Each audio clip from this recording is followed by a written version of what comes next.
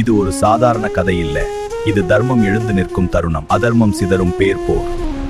ஹஸ்தினாபுரம் சக்தியும் சாம்ராஜ்யமும் சேர்ந்த பேரரசு. ஒன்று தர்மத்தின் பாதை பாண்டவர்கள், மற்றொன்று அதிகாரத்தின் பேராசை கௌரவர்கள். அமைதி அவர்களின் ஆடை, தர்மம் அவர்களின் ஆயுதம். அதுவே பாண்டவர்களின் உண்மையான பலம்.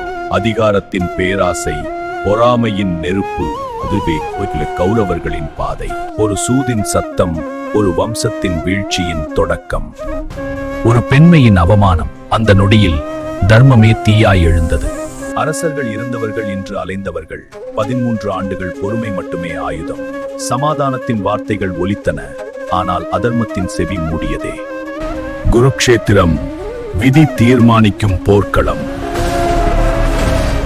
குழப்பத்தில் நின்ற வீரனுக்கு கிருஷ்ணர் உபதேசித்தார், உன் கடமை தர்மம், அதற்காக எழுந்து போராடுங்க. இருள் நீங்கியது, ஒளி உதித்தது. தர்மம் தாழ்ந்தாலும் தோற்காது.